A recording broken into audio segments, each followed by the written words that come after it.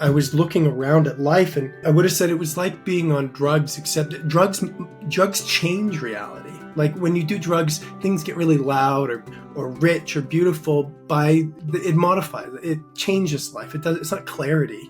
In fact, it's hard. You can't drive when you're on drugs. There's no clarity. You don't see clearly. It's the opposite of that. But this was the opposite. It was like just complete clarity and transparency of life. Life was just beautiful. And I remember the only words that I could have said about what I was experiencing was, other than these, were like when I looked around my world, there was no over there anymore. There wasn't a me, and then in the distance there was some other object or some other place. Everything was here. There was just one.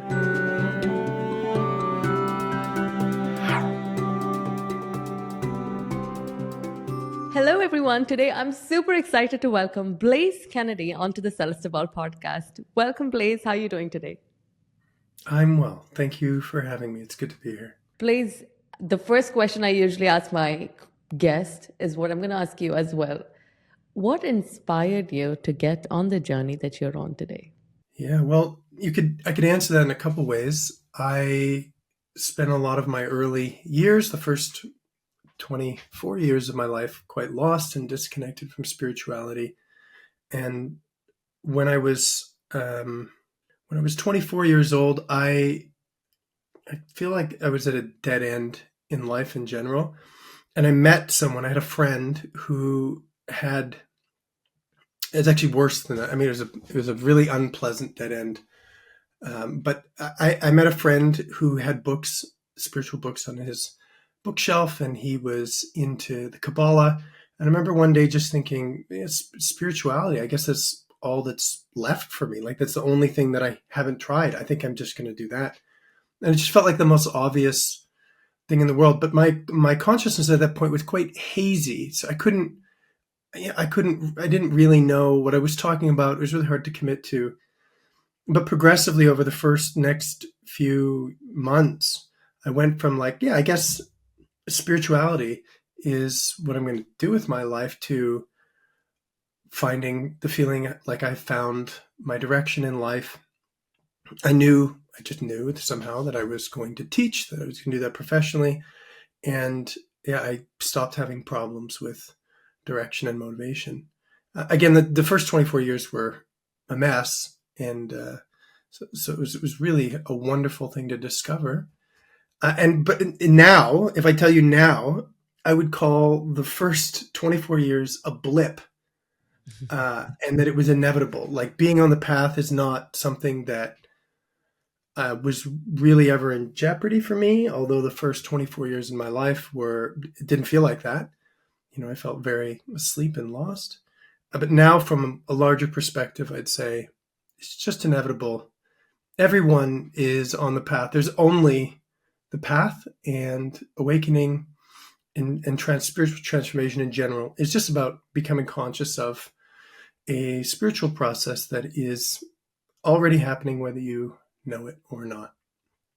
Of course, when you know it, when you become aware of it, then it kind of changes its direction and becomes much more positive and feels valuable and meaningful. So that's what I would say when I was about 24. And I started teaching about maybe 5 years ago. So a lot of intense work between those two times. And I'm here to share all of that with you. So you said that you came across this book, Kabbalah, on Kabbalah, right? What were the teachings that stood out to you and made you take it up so seriously? I couldn't take in teachings at that point.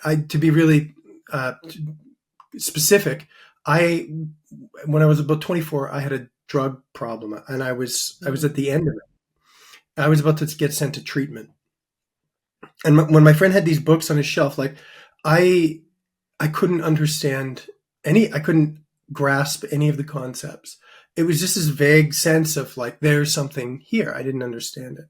So for the first period of my spiritual path was going through AA and the treatment protocols for addiction that are really popular here in the West.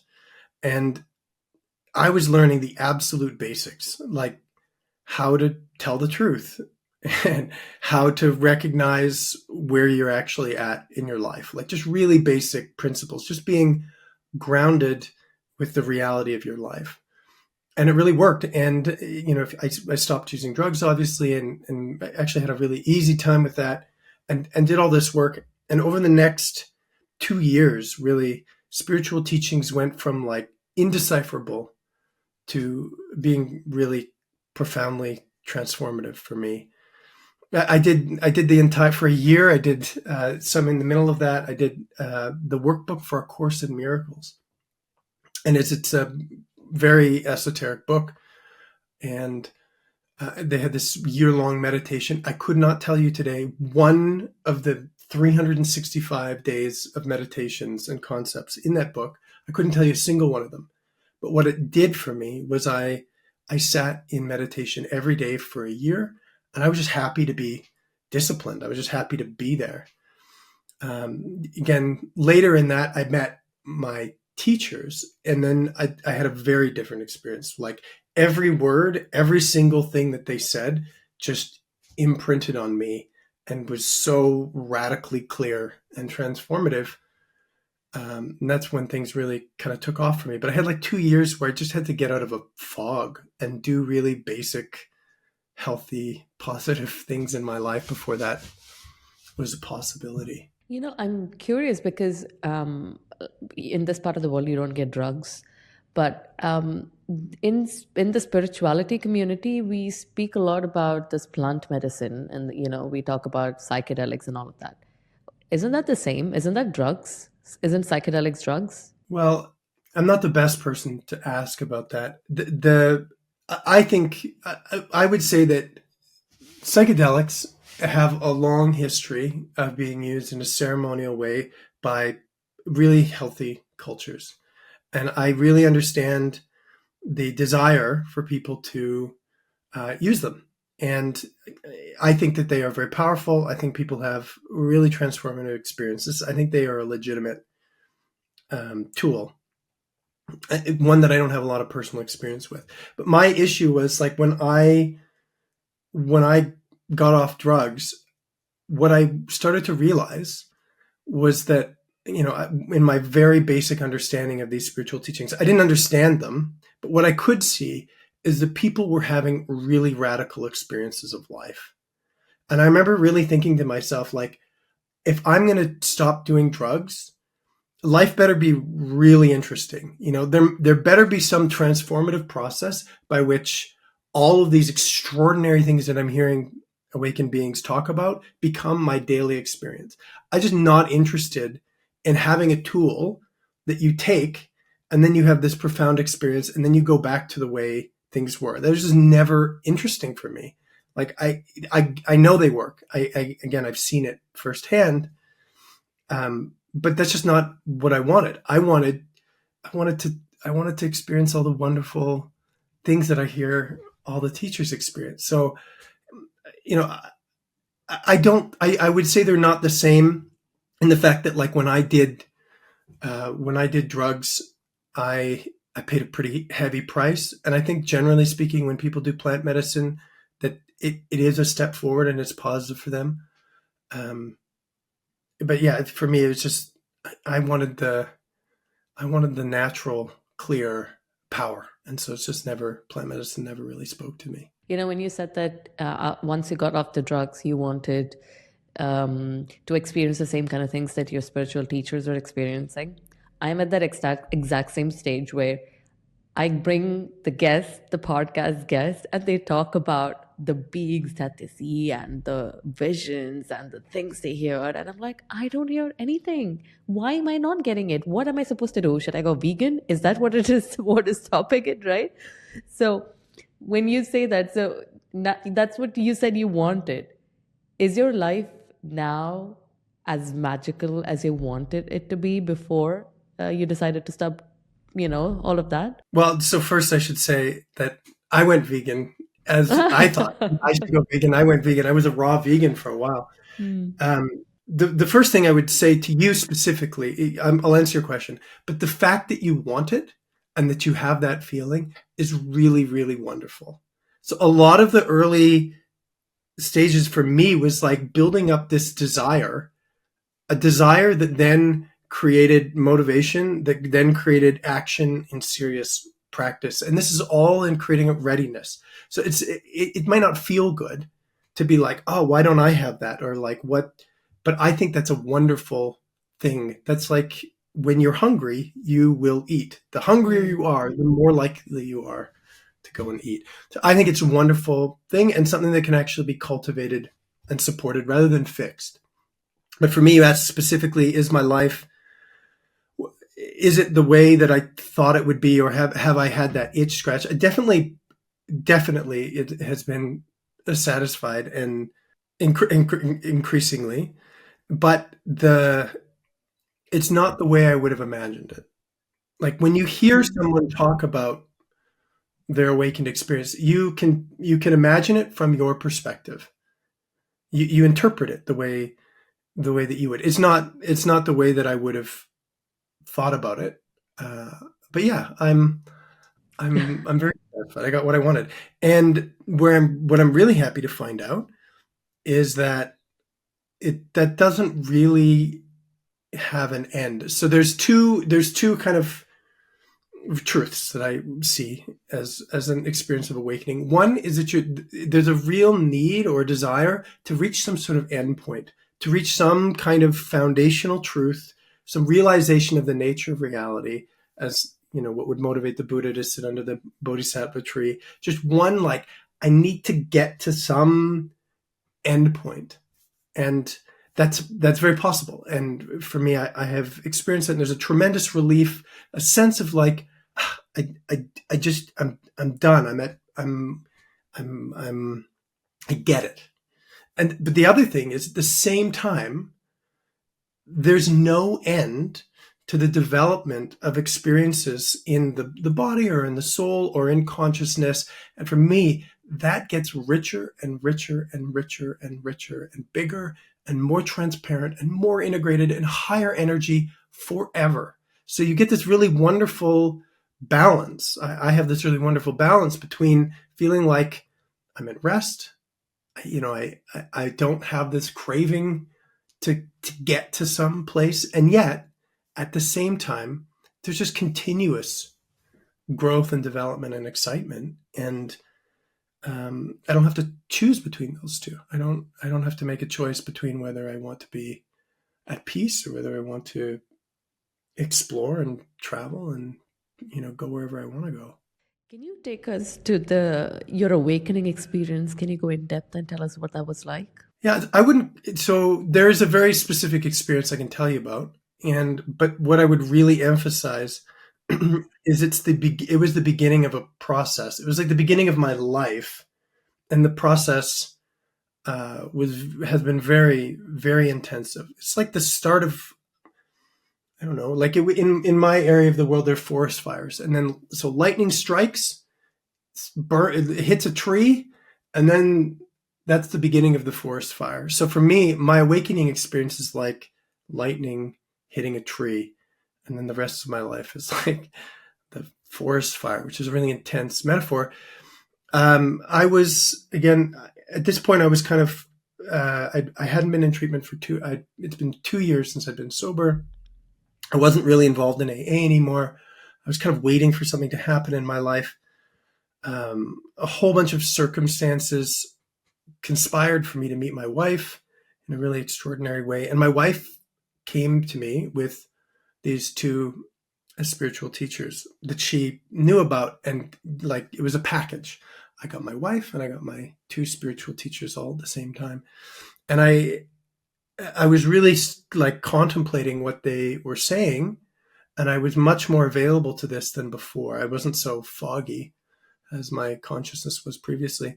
And I had a book on from Adyashanti on kind of direct path teachings. And the essence of that is looking at the experience of being conscious and like moving your focus from, I don't know, the things that you are aware of to just the fact that you are aware at all, the fact that you're having an experience. And often this is called self-inquiry, or that's one strategy of it. And I remember walking in Vancouver. I remember exactly where I was. I remember exactly what was happening all around me, even though it was almost 15 years ago. And, or not that long ago, less than 15. But I was walking and suddenly, like, it like all made sense to me, I guess is how I would put it. It felt like in my body, it felt like I got struck by lightning physically. Like there was an energy came from above my head into my head. And then there was this sort of ripple and everything became extraordinarily clear. And at the time, like I didn't really understand what was happening to me. And my response to this is I just started running and laughing. That was the only thing that made sense to me. And the one thing that I knew is that it just happened to me. I knew it had happened. I don't know what that meant, but I had this deep sense of like, ah, this is absolutely the perfect thing to be happening to me. This is what I needed. And when I was looking around at life, and I would have said it was like being on drugs, except drugs change reality. Like when you do drugs, things get really loud or rich or beautiful. It modifies it, changes life. It's not clarity. In fact, it's hard. You can't drive when you're on drugs. There's no clarity. You don't see clearly. It's the opposite of that. But this was the opposite. It was like just complete clarity and transparency of life. Life was just beautiful. And I remember the only words that I could have said about what I was experiencing was, other than these, were like when I looked around my world, there was no over there anymore. There wasn't a me, and then in the distance there was some other object or some other place. Everything was here. There was just one experience. And it was the most obvious thing in the world. There's one experience.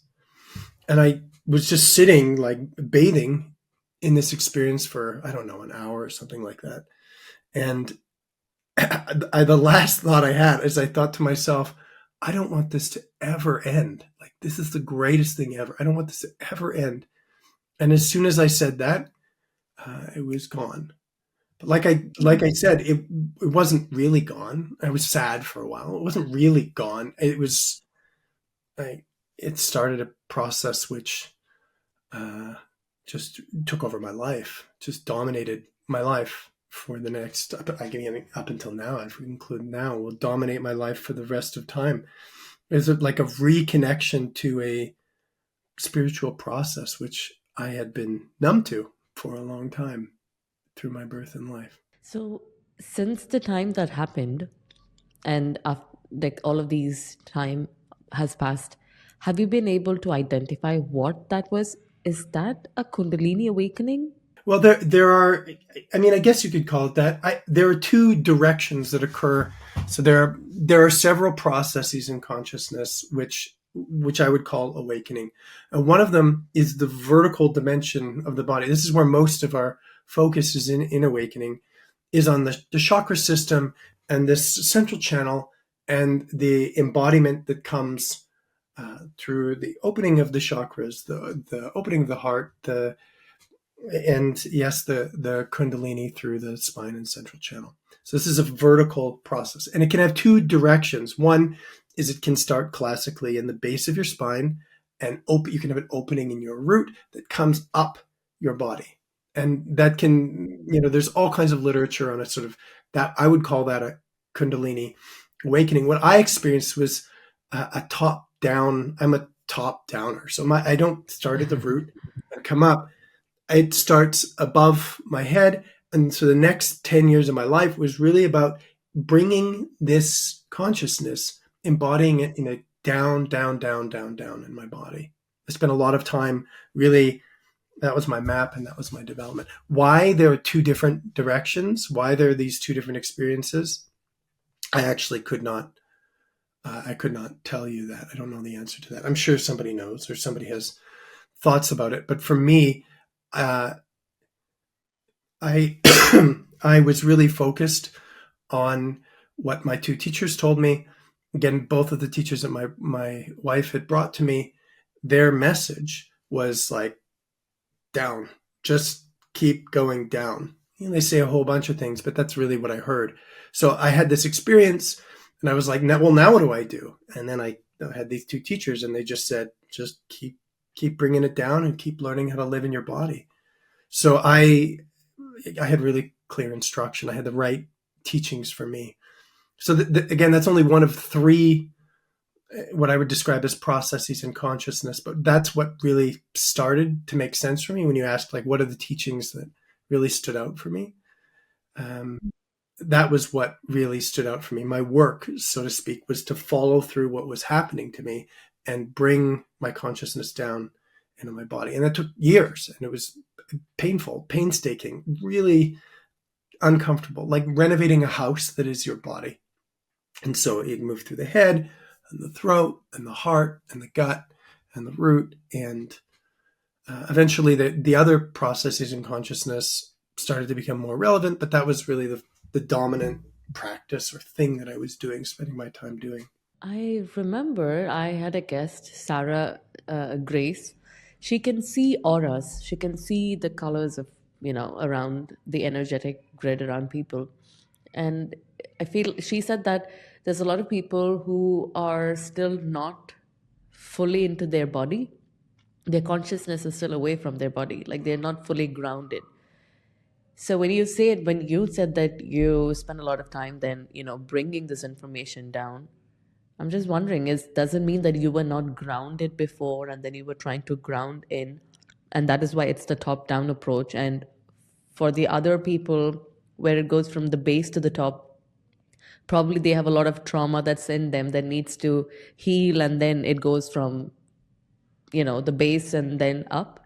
Yeah, great question. So when we say if we this person Grace, if I were to respond to what she's saying, I think there are a couple ways in which people can be ungrounded, and one of them definitely is that when we have trauma, we leave our bodies. And so this is part of the mechanism of trauma. One part is that we contract and we store energy in our body. This is why our chakras are closed in the first place, is because we are actively contracting them. But the second thing is we separate when we encapsulate or contract around energy, like feelings that are overwhelming. The Mm. second part is that leave our we leave into this higher space above our head, and then we're kind of that's where we are. We're not really here. We're up in like a very mental fantasy based world. So this is definitely true for me. And so when you talk about when I see what happened to me, it's definitely because my consciousness was not in my body and it was beginning to return. But the thing that I don't really understand is people who have Kundalini awakenings. It's not like that's different for them. It's not like they don't have trauma or that they don't haven't left their body either. I don't know why the process starts there for them. We'd have to ask somebody else about that. But it really actually doesn't matter so much where it starts. What really matters is that it starts and that you have a process and a teaching that really resonates with what your process is going to be. So the first way, yes, is for me to realize like, oh, I have experienced trauma and I'm not actually living in my body. And like I had gone most of my life without even knowing that that was a possibility, like having no concept of that. Like, for example, when I was 12 years old, my father had died. And if you'd asked me at 16, like, what impact has that had on you? I would have said, well, that was in the past and I've kind of gotten over it. I would not have been able to tell you, actually, that was a severe experience in which I left the world. Like when this happened, I left. I could not have told you that. Looking back, it's the most obvious thing in the world. Like, how did I not notice that? How did nobody notice that I wasn't really here anymore? So in my path in my life, I really began to understand trauma. And that was such a primary sort of driver of my curiosity is like how is it that we can be separated from our own bodies, our own self, our own motivation, our own life energy? How is that possible? And again, what I discovered through this many-year process is how that happens for others, how that happened for me, and what to do about it. But there's another way in which, when we say people aren't here, there's another process that's not vertical. It's the process of incarnating, which I would describe as kind of a horizontal process like that. And I'm sort of reaching behind me with my hand. We come into life in this sort of forward direction. And so the future feels to me like our soul moves through consciousness into the future. And in this deep interior, the place behind us, these are where the higher dimensions exist, and all the fanciness in consciousness, or a lot of it. And so the other way in which people aren't here or are not can be traumatized or frozen in their development is through the process of incarnating. And this is much more subtle and also particularly important, and has a lot of focus in my work today with people. I'm thinking, like, I watched a meditation of yours on incarnation, right? Why is that important? Because I didn't understand what that meant. And in order to understand that, do I need to understand what consciousness means? Maybe the first question I probably need to ask you is, what is consciousness and what is the spectrum of consciousness? Well, again, just as I describe in my own journey for everybody, we start the spiritual path, and consciousness itself has many facets. And where we're going to start is with the spectrum, the place within that is relevant for us now. It's going to be a smaller spectrum. We're going to start with everything. We're going to start with a narrow focus. Like what I'm describing is, over this period of time, I was really focused on this vertical dimension, because that's where clearly I needed to do a lot of work. And so trauma and embodiment and kind of being grounded in the body vertically really dominated my process. And I could have heard people talk about a lot of other things and been like, yeah, but maybe that's important. But this is what I'm supposed to be doing. But the whole time I was really interested in this. I knew, again, from my teachers, especially Adyashanti, and in myself, that this non-duality, or this understanding of the nature of reality, or the direct experience of consciousness, was a big, sort of the primary part of the prize. And as I described in my first experience, I had a real clear sense of this. I was always very curious on what consciousness is. That was the goal, is to realize it. And it's very hard to describe. I mean, we can describe the facets of consciousness, but where it's really easy to talk about consciousness is when you get beyond it. And what I mean by that is, like, when you have perspective on consciousness or reality or the nature of experience, when you transcend it, it's really obvious to see what consciousness is. As long as we're in it, there's a kind of confusion. We don't see the foundation of it because we're too in it. So through my journey for many, many years, I would have described consciousness having all these wonderful properties, some which feel very sort of non-dual. But ultimately, where my process ended me is, again, with what I would call the truth. And that this means that reality is a manifestation. So the all of life, all experience, is a creation. It has a beginning and it has an end. So, for example, like when you dream at night, a dream is a creation. The entire thing is a creation, and you will never find yourself in the creation. The dreamer is never in the dream. The dreamer hosts the dream. So for me, there is a creation called consciousness, which is being hosted by the creator, you could call it, or the self, or the truth. The truth is hosting this really dynamic process of experiencing, which has all these facets to it. And so we can focus on that, or we can focus on what sort of this spectrum is. I just paused just to see how that sounds and feels to you. Let's talk about what the spectrum is. Like, what would that mean? Yeah, so there's okay. So on one end of the spectrum, we have the physical world, so physical objects, and it's this wonderful thing where I have a pen, and I have a mouse, and I have a water bottle, and they're all these separate physical objects which have a physical, dense reality to them. And the first 24 years of my life, and much of what I see in the world, is people who feel that that's what is real, and assume that consciousness comes out of the physical world. You know, that the consciousness must be a product of the brain, or it must be a product of the firing of neurons or chemical process. We don't really understand, but this is what feels real. This is what feels foundational as the physical world. On the other end of the spectrum, the most subtle phenomenon is the experience of being aware. This just means just awake, spacious awareness. No content, no form, no structure, no intent, no purpose. And if you ask me, like, what is the first, I mean, the universe is created simultaneously, but what is the first property? The first thing that was created was just the experience of being awake. And so this, when we look at we look at the dimensions of consciousness, or the properties, or the spectrum of consciousness, we could tell it as a story, which said that the universe was, or the creator was, the first thing that was created was awareness. And that was so interesting. You could be aware. We could have the experience of being aware. But that wasn't enough to satisfy our curiosity. So we started to imagine all possibilities. What could be?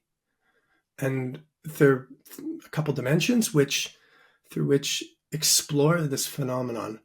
There could be experiences, not just awake, spacious awareness, but there could be things, there could be possibilities. And these dimensions express that in different levels of form. So first there's just like the felt sense that, or the imagining that all things could be.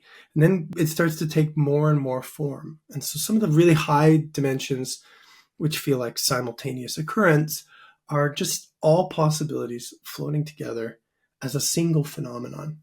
And eventually that's not enough. That's not interesting enough. What we want to do is actually see them and feel them and touch them. We want to actually get into these possibilities.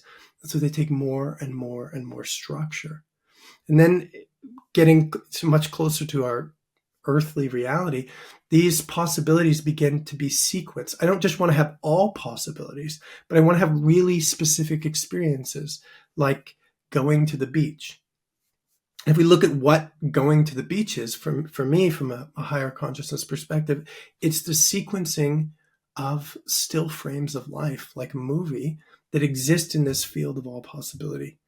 So we get that the further we get into life, the more real, the more dramatic the experiences become.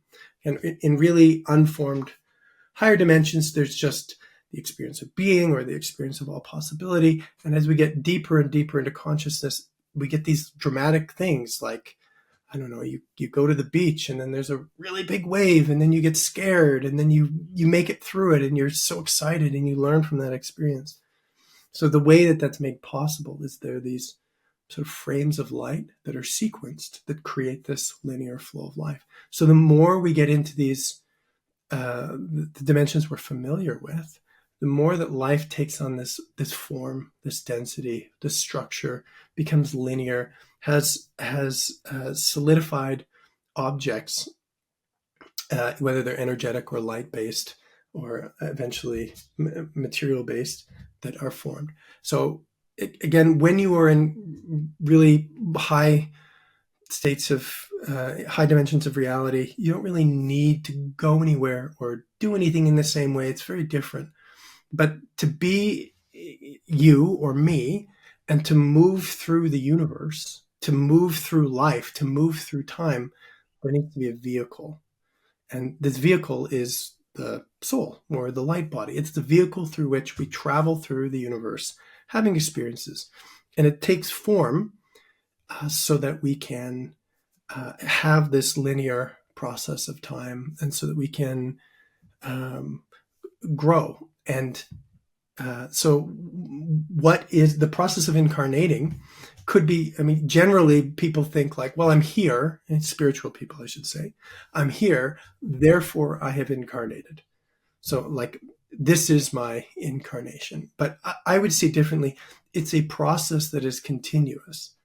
And just like trauma, um, much of our light doesn't actually incarnate just because we are born. It takes really specific conditions for our light to really pass through in a powerful way into this world.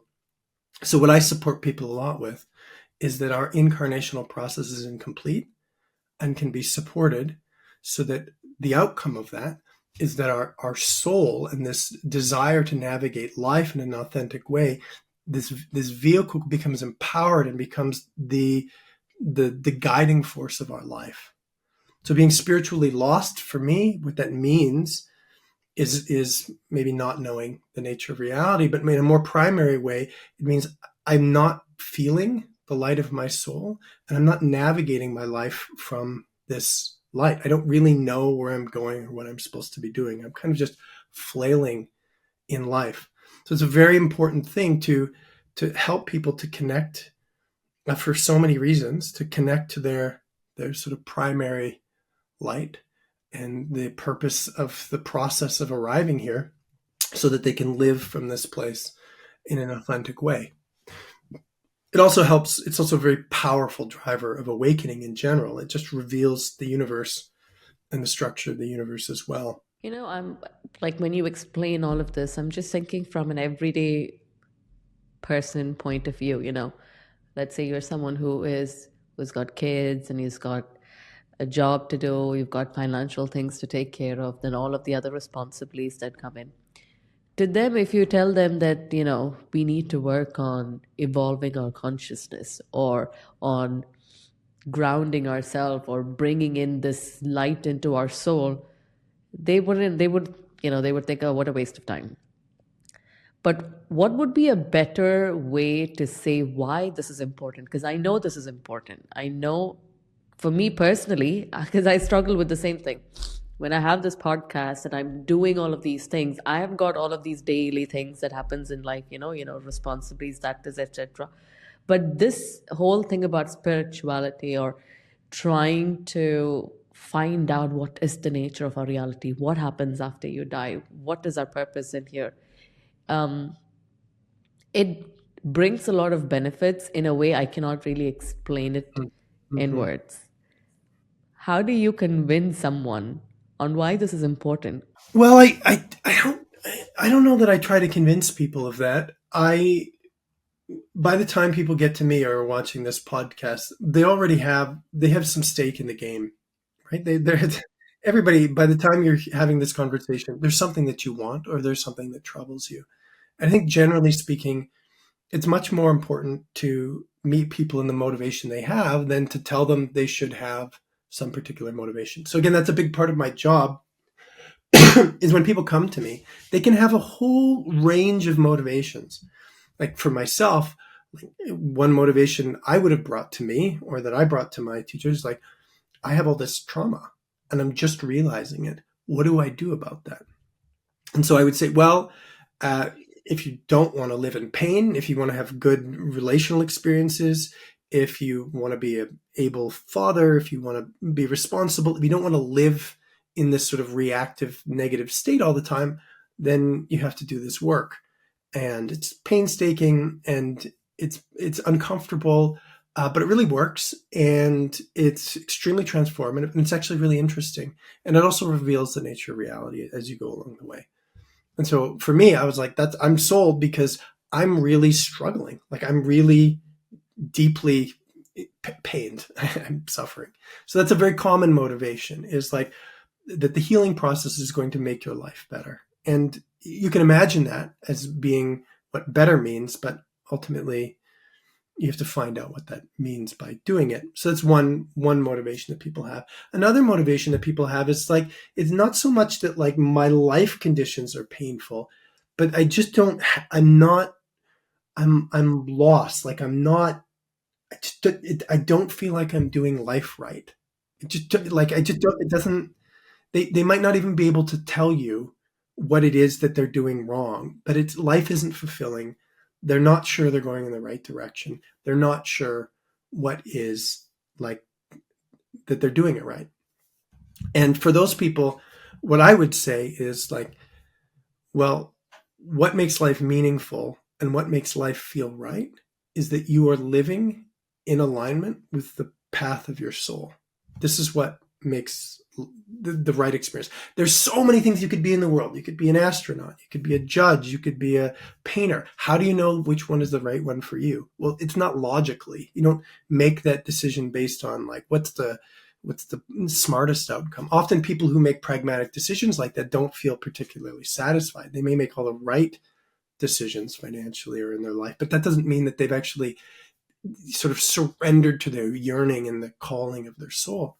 So helping people to really feel themselves as the source of meaning and to navigate life in that way, again, allows people to solve that problem of meaning, of like having a satisfying life purpose. And again, these two dimensions are not, or these two domains of healing and what I'm calling like incarnation or the soul, they're not disconnected at all. They fit perfectly well together. In fact, you probably, what I recommend everybody is you kind of need to do both. But again, when people start, they might not see it that way. They might have one thing. And the third thing is that why people may really be motivated, what I see is they want to know the nature of reality. Like they hear this thing about non-duality. They hear this thing about, life is creation. There is a self. There is no self, however your teacher talks about it. And they go, God, I don't understand that. And I need to know. I need to know the nature of reality. And for those people, I would say, absolutely, wonderful. Like, let's start and let's take on this project together and let's find out. And my job is to kind of give a map. How are you going to answer that question? How are we going to answer that question for you? How do you get to the solution? And it's always it's a balance between like the map that I provide and what I know and what's authentic for the person, because we don't all kind of go in the same direction. You're going to go in your unique path as guided by your soul and the sort of trajectory of your consciousness. And my job is to help you find that. So again, that's one of the goals, is this sense of knowing the nature of reality. It's a tremendous relief, a nearly unspeakable relief to recognize the nature of reality. And people may be longing for that. But if you were to ask me, like, I'll give you one more answer to this question, which is like, why should we work on consciousness as a project altogether? Just broadly speaking, if I was at the World Governance Forum or if I was speaking at the UN or something, like why should this factor into our thinking? And I would say the substance of all of our lives, the substance of our world is consciousness. And to not know that is ignorance. If you want a better life, if you want a better world, you can't achieve that by material means only. It's not possible. If you want a better world, the formula, as I see it, is the more light passes from the higher dimensions through our incarnational process, through our energetic fields, through our bodies, through our emotional process, through the trauma that we have experienced, the more light can pass through all of that stuff into the world, the manifest potential of the world increases. So what that means is, like, if you want a better world, the secret is to have more light in it. And if you want to have more light in it, you need to have more light pass through the incarnational process, through the dimensions of energy, which are quite uncared for on this earth and are in a state of density. You need to have as much light pass through that into the world as possible. And this will have tangible, physical, structural impact on our health, on the way that we see each other, on the technologies that we are able to create. Everything is affected by higher amounts of light in the world. Conversely, if we continue to move into the future and move away from the light, the the outcome is also inevitable. The world will get darker. It can get more sophisticated and technologically complex, and there can be development, but it's going to be more and more negative. That's it's the amount of light that exists in the world and the state of the energy field that determines how good our life is going to be. So, in my view, until the world really kind of gets on board with that, that we don't really have much control over our future destiny. We are really limited in how much we can improve the world for ourselves and globally. And so these tools are highly pragmatic, and it's really only a matter of time until they are sort of reintegrated and rediscovered into human consciousness, broadly speaking. This makes sense because before I got onto my path, or before me realizing that, I was raised Christian, so it was there's no reincarnation. This is the only life that you have, and then after that, there's a judgment day, there's hell or heaven. So when I was living my life with that sort of a reality, there was a lot of pressure because I have just one life. I have this one chance to make it right. And in this life, how do I make it right? For me, making it right meant getting married at the right time, having a good house, and then, doing the whole thing in line. And that meant that I lived, and then obviously not hurting anyone, no lies, nothing like that. All of those things, going to confess your sins every week, going to church every week, all of that. So that was my reality, and that was very stressful because what happened was I went through a divorce. So after my divorce happened, then suddenly this one life has gotten messed up. Then it's like, okay, why did this happen? This must be a punishment. This is something personal. God has something personal against me, So that became, then my reality changed, and suddenly God became this very evil man sitting there giving these unfair punishments to people. So that was my reality for the next few years. Then I came across this Matthias Di Stefano's videos where he was talking about dimensions and how he remembers his past lives, and then reincarnation. That felt real because now it's like, okay, the game has changed. There is reincarnation. I've got multiple chances. In fact, I have infinite lives. I've got infinite number of chances to figure things out. So that made my life easier. I don't have this pressure of getting it right in this lifetime. Now it's like the conversation that I have with my daughter has changed. Now it's like, she's like, Mom, I don't want you to die. So I'm like, don't worry. If I die, I will come back as a butterfly, or maybe I'll come back as something else. So the way we discuss things, everything is like, if I kill an ant, she's like, Mom, what's going to happen to the ant? And I'm like, maybe the ant will come back as a butterfly. Everything, there's no, it's a never ending cycle. So there's less pressure on people. And when I changed like that, when I became a little bit more conscious, and I became a more calmer person. I was more angry before. And when I changed, the people around me also started changing. So it just grows, like how you say, you bring in the light, and then when there's more light, then we would be able to manifest the kind of earth that we're talking about, the new earth. So it makes total sense when you say that. So then my question would be, how can someone who is right now in the thick of going through problems, right, heal? If you could give like step one, two, three, four, like that. Yeah, well, so first, your story is really beautiful, and I hear a lot of the answer in your story. And the Mm. first thing is, again, you were able to identify, or you were experiencing the problem. This sense of negativity, this sense that there's something wrong, the sense of the dark reality that you were describing.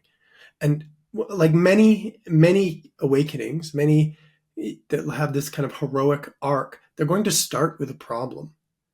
And so the first thing is to really be with that problem, really feel it. Don't try to push it away. You know, of course you want to fix it, right? Of course you want to fix it.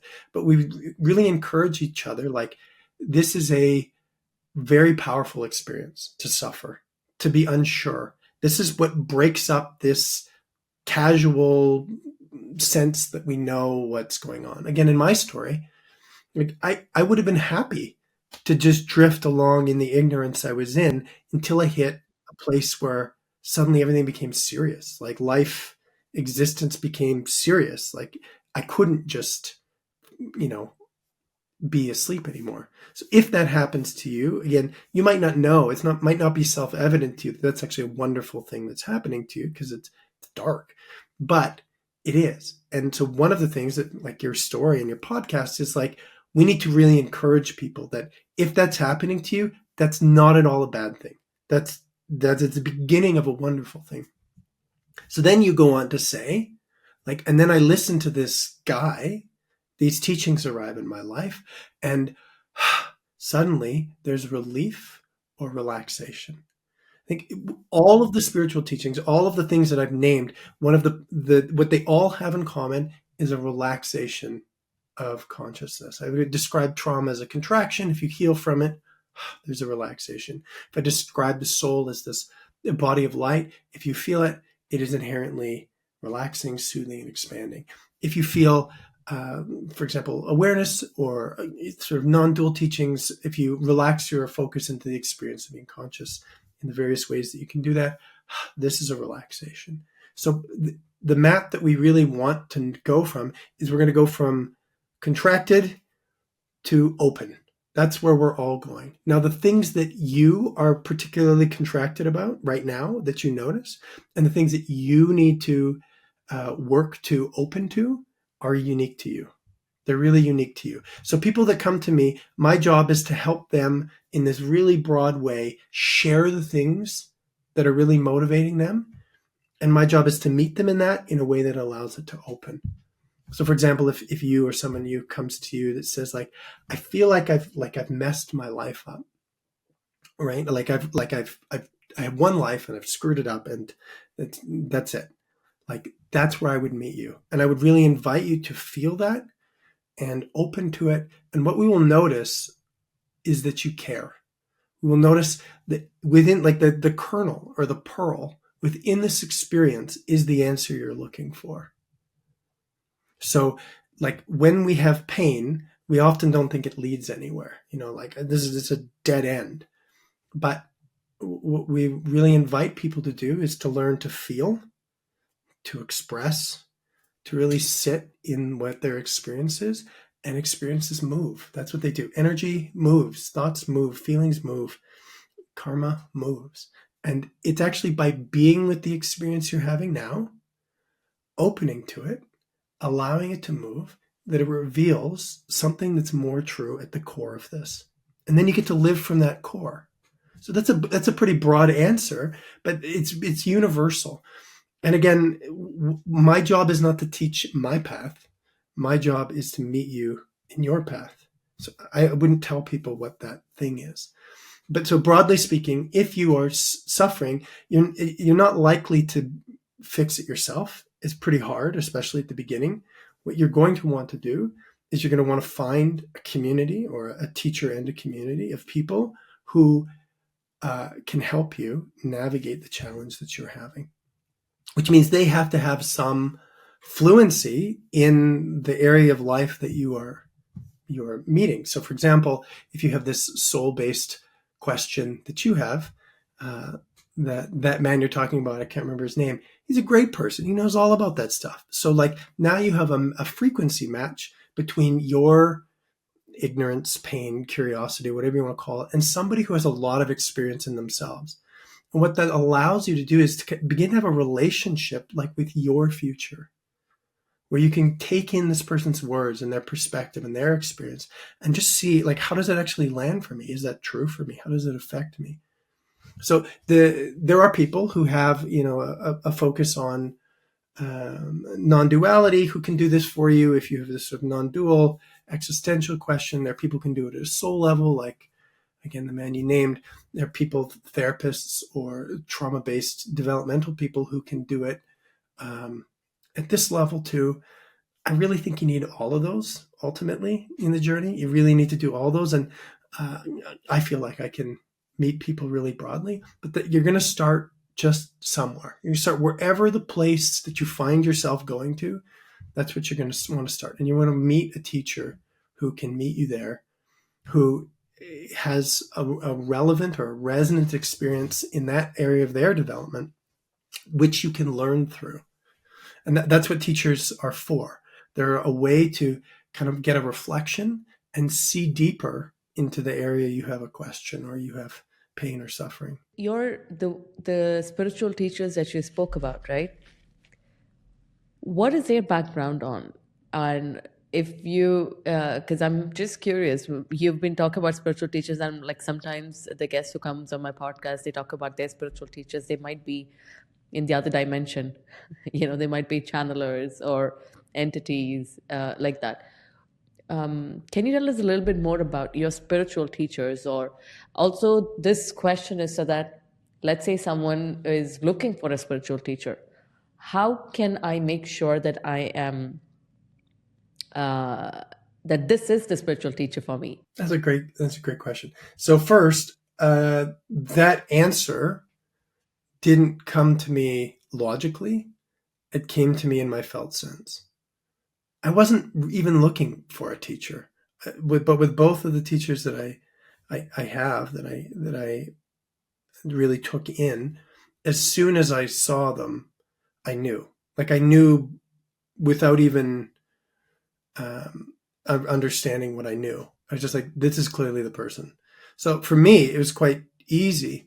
And so that in itself is a spiritual awakening or practice of sorts.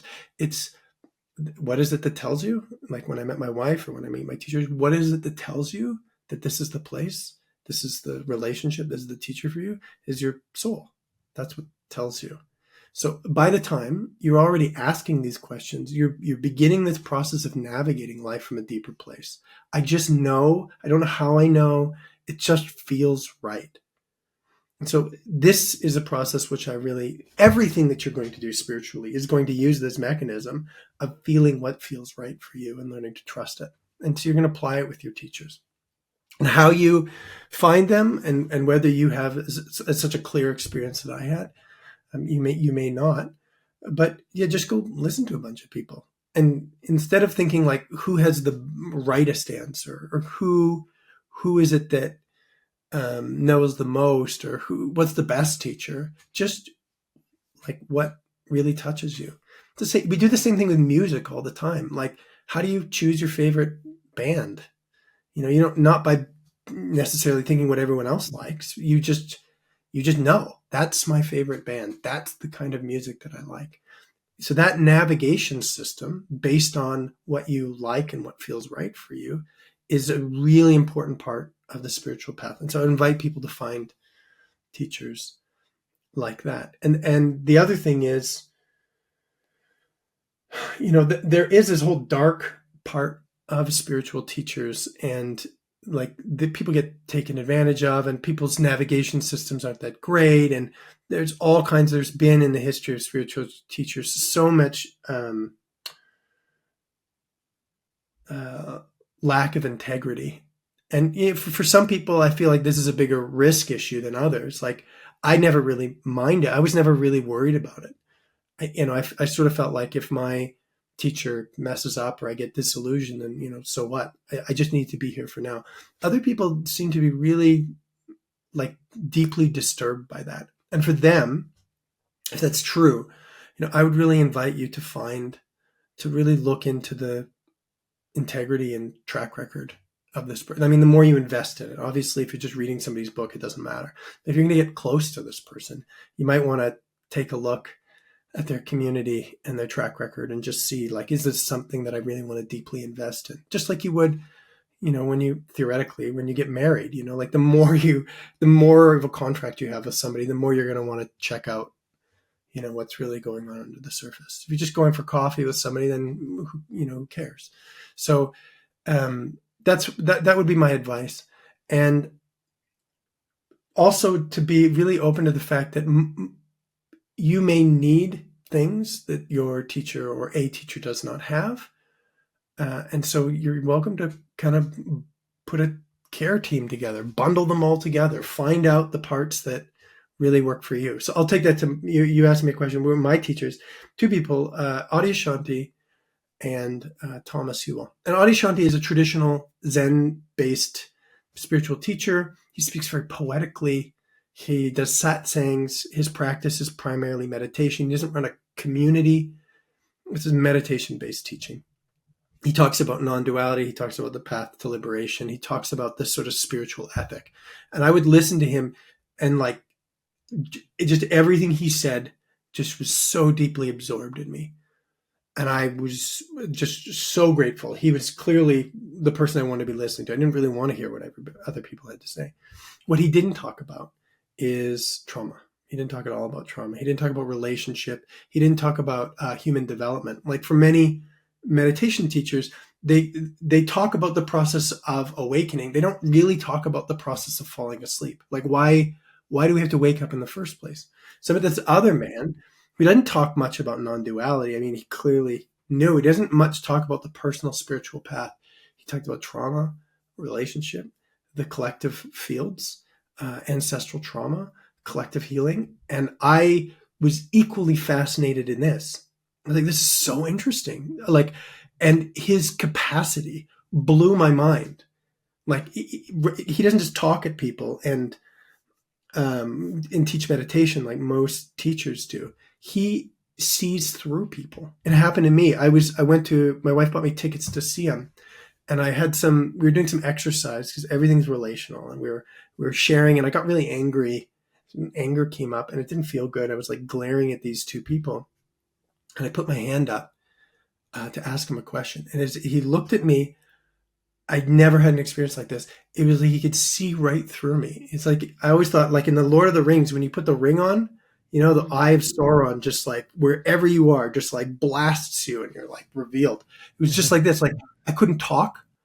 I was like trembling. I was like, my body is transparent. This person who's looking at me sees right through me. And his feedback to me was that you punish the world for not seeing you. Uh, I remember being like, how does he know? Like, how is it possible? What is happening? Like, I've never had an experience in my life. I remember it was this whole weekend event. I remember thinking like, this is the first person I've ever met in my entire life who knows what they're talking about. Like, whatever this guy's doing, like, I don't fully understand it. Like, I need to do that. Like, I need to have that capacity. I need to see how life is for him. It blew my mind how much power and capacity he had. And so I was all in. Like if whatever he told me to do, I would have done. So that's how I found him. But he doesn't talk about meditation. He doesn't talk about non-duality. So what I learned is like, I actually learned how to patch together my path through these two teachers. Adi really taught me about the top-down process and the map of consciousness and the way how I'm going to move towards liberation and how to manage seeking with the need to participate in life, how to relax, how to mature as a spiritual seeker. And just so grateful for this. Thomas taught me how to relate, how to participate in life, how to identify trauma, how to feel through my body, how to see what is here in consciousness and how to relate to it. And I couldn't go with just one of these two. I just couldn't go with one of these two. And so now as a teacher, like I would say that I have an even broader perspective than either of the things that I've taught. Like I'm continually expanding on what I have known, and I'm not even teaching either of those things primarily anymore myself. So again, there's this wonderful journey through which you just take the piece that's right for you now. You just suck all of the juice out of it, as much as you can, and then the next piece shows up. And then you integrate that. That becomes part of your worldview. And then your world and your reality just gets bigger and bigger and bigger and bigger. And then you are empowered. And then you feel like you can really do this life thing. When you spoke about this, it just reminded me, took me back to the time when, you speak about how you need to relax into it and identify that this is what's happening and not try to, like surrender to it. And I remember that right after the whole, this the court and all of that stuff got over, even during the time, I never cried. I was so adamant that I would show the world I'm still very successful, that I made the right choice. So I never cried. I never sat in that thing. And instead, what I would try to do is I would go work out harder. I would try to start multiple side hustles because I didn't want to sit still. I didn't want to sit in those feelings, right? I didn't want to do that. And then at some point so I started to make friends also who were like single moms, etc. And then we started having discussions, and at what point I asked them, hey, do you think I should go for therapy? And then yeah, they would like, if you feel you should, then you probably should, because therapy is it's stuff like, I never thought I would go for therapy, because therapy is like, for someone who, in my head at that point of time, it's for someone who's got real serious problems mentally, not for normal people. So there was so many judgments like that. But then I started that, and then it's like, it's more like when I asked my friend, do you think I should go for that? That was me finally saying that I need help, that I need some help. And when you make the choice, then all of these spiritual teachers and therapists and the videos and the books and everything just starts showing up. You can't really pick, like how you said, you had two spiritual teachers. You can't really pick that this is the best one. It's like, as you move through your life, the different teachers, which is like when the student is ready, the teacher appears. That's what it is.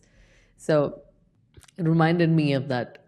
I love hearing your story. And if I were to say like the the most powerful thing you can do on the spiritual path is be honest. And you think we take it for granted, like, oh, that's easy to do. I mean, you said your whole life was based around, not lying and doing the right thing. So you might think you're doing that, but actually being honest really requires that you pay attention and that you slow down and you actually look and see what's actually happening for you. And just to be with whatever is true for you now at every level, from the most universal level to the most deeply personal. That's how you are successful, spiritually speaking. So what I'm hearing is like your process of really learning how to do that and really like seeing the value in that. That's where that if we look like, what are we supporting people to do? That's it. That's the primary activity of being spiritual, is to just be in right relationship with yourself right now. What am I feeling? What am I thinking? Not what should I be doing or what do I wish was happening, but what is actually happening.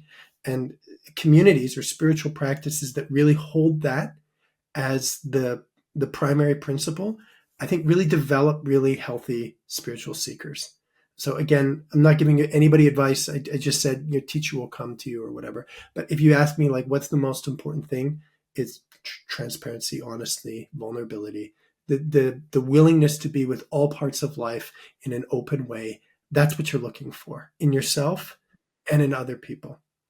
And when you're around people who are really good at that, like whether they're teachers or your peers, it will pull your path out of you. It will pull energy out of you. So if you sit with a therapist, right, like a person who's really good, what they're really saying is like, I am a net and I will catch everything that you say. There's nothing that you can say or do or feel that I will not receive.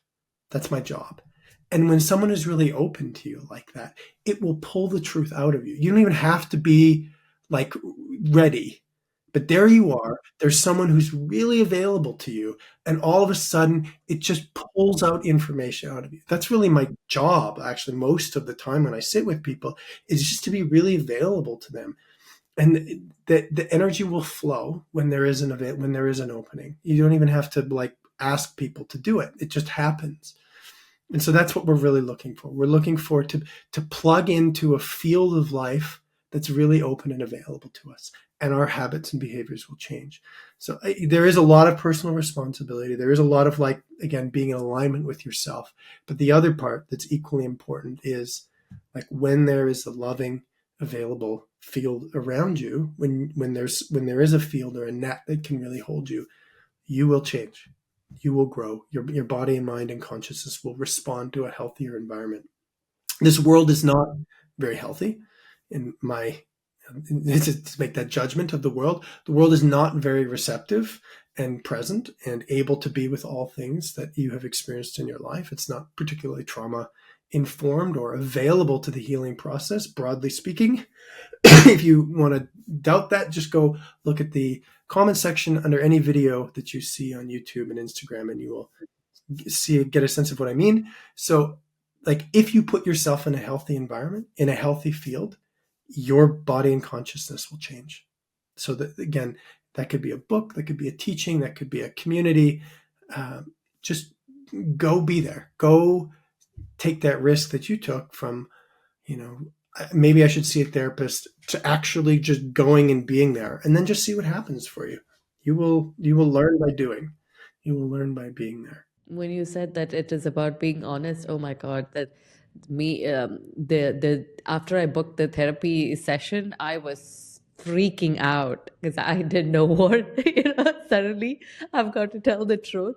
And it was so scary because now there's going to be someone and I have to tell the whole thing. And until then, I never like summarized what happened in the last few years. So it's like in 1 hour you want to but it was very healing to be honest about how you were feeling.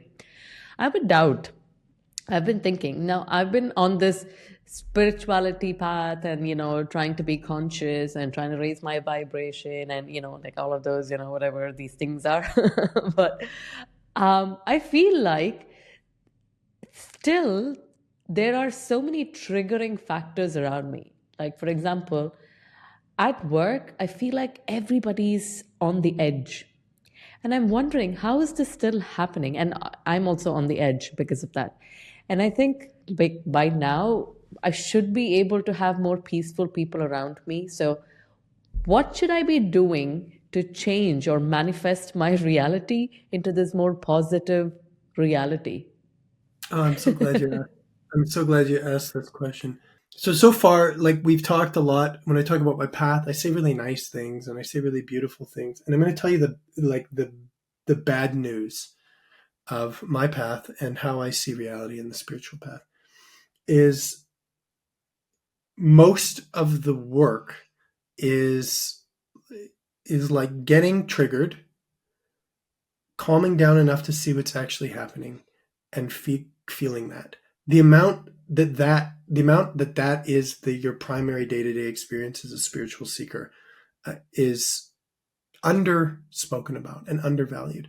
What I would say, if that is happening to you, you can absolutely be sure you are on the path. There's a spiritual teacher who has this line even that says, the worse that it is, the more progress that you're making. That's a bit of a harsh thing to say, but if we look at, like, what does it mean to get triggered? Like, what's happening when we get triggered? Why does that happen? Being triggered really just means that something in your body or your history, your energy field, your nervous system is being activated. And again, when we talk about relaxation, or we talk about spiritual development, or we talk about healing, or any of these things, the mechanism of that is that contracted pockets of frozen energy get activated, they move, they express themselves, and they become part of life. So to awaken, to heal, that is going to happen over and over and over and over again. You can't have growth without that. It's not possible, really. So your life is this nervous system, okay? And when we look at a fifth dimensional level, or at an energy level, everything that you have ever experienced in your life exists as energy. It doesn't go away. The things that have happened in your ancestry, they don't go away. The things that have happened in the history of the world, they don't go away. They create this thick field of energy. And this energy is either living in a processed way, which means it's open, it's expanded, it sort of has completed itself, or it's more complete, or a contracted way, meaning that it's unprocessed. The bad news for human beings is that we've all inherited, by the time you've been born, you have inherited a very dense and unprocessed field of energy. You've lived your whole life through it. And you have created and added to this field through your whole life and developmental process, having your own personal feelings and sensations, which you have, contracted around, or haven't been expressed, or haven't been received, or you've had to hide because they're overwhelming, or whatever it is. So this is the reality. This is where we are starting from. This is where we are now. And there is no way around the fact that that whole field is going to have to get processed. There's no way around it. So if you tell me, wow, I notice I feel, and these aren't exactly your words, but I feel tension and I feel other people's tension. Why is that? I would say you are waking up to the reality of the world, of the fifth dimensional experience that we are all living in. And I would say that's good news. It might not feel good. It might feel very negative. It might feel painful or restrictive, but that is awakening. That is a facet or a component, an inevitable facet and component of awakening. And so my solution to that is to actively process that with people who have access to that same field, who can feel it with you. So there are a couple strategies. Again, personally, people have all kinds of personal strategies. They'll say, just offer meta loving kindness. You have a meditation practice where you just imagine all these people and you just sort of allow love to come through your heart, and you sort of bless them. That's one strategy. Or you could say, just notice that you're aware, and notice that awareness is not in pain. Awareness is not restricted. Awareness is not negative. And just sit and abide in the awareness and just let life be as it is. Surrender to it. Relax. These are all really great personal strategies.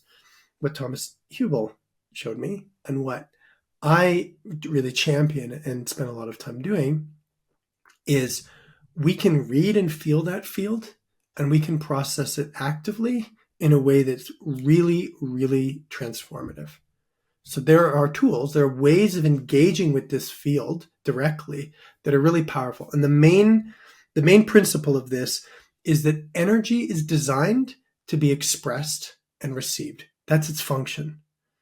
So when there are things in the field like this, these tensions and these unspoken things, if you want them to move, if you want that field to clear as much as possible, the fastest way to do that is to feel it and share that experience with someone, because that's what feelings are designed to do. This whole field is a field of interconnected living, interconnected experience. It's like the internet. And the history of the earth, and you tell it in your own story, is people don't actually share those things. Like people die with secrets. People live their whole life without sharing how they actually feel or noticing what happened in their childhood. The problem of this dimension of life is that it is unexpressed. That's its problem. That's why it is in a low energy state. So our job, our invitation, is to move towards that field and name it, feel it, name it, and most importantly, share it. Like, it moves through sharing. So I've set up a community, and again, Thomas Hubel's primary practice is to create fields of consciousness that can integrate and receive and process that information as quickly as possible. So you ask me, your question is like, how do I make my life better? And so I would say, one is you have to learn to relate to that content, that field. Again, all of that stuff is life, unprocessed life, and we need to process it. So that's one part. But the increasing, my most exciting thing is the other thing that we need to do is we need to learn how to embody our light. We need to learn how to invite light to move through this field. We need to really learn to recognize the soul or the light body, whatever you want to call it, and empower that to move through. If you ask me, again, the mechanics of life are that there is light and it's moving through this field of energy. That's the mechanics of life. So there's two parts. You want to clear the field as much as you can. And the second thing is you want to empower that light to move through it. Those are the sort of two things. So when we say, like, what do I want to manifest, or how do I manifest, or what we already are manifesting? Our life is a reflection of light passing through a field. There's your reality. Like a stained glass window, right? You have light, you have this window, and the image That's a combination of the light that's passing through and the window that it's passing through. So that's manifestation. So if you want a better if you want a better life, the equation is a more living field, which means the life experiences of you and your family and your ancestors need to be revealed, felt, and so that they can move at a higher frequency in a more integrated field. As you do that, this field can hold more and more light. And then your life becomes a reflection of a field that has more energy and more light. That's how we improve our life. And so when I say honesty is really important, or I say getting triggered is the primary activity, it's in this mechanism, this interaction between the field and our own light. This is where most of the work is occurring spiritually for human beings at this point. This is where the action is.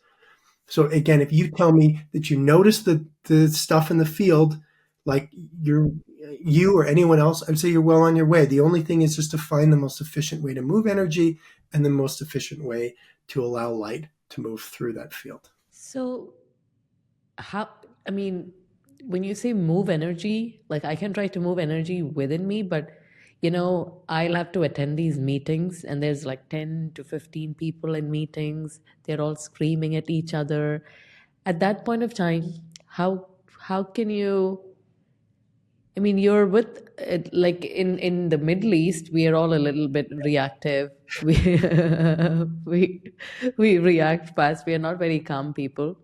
So when you're sitting with a group of people like that, if I sit like a calm person, they think I'm not doing my job properly. I would, I would have to scream at the same time, but it gets very taxing and very tiring. Yeah. So How people, do you?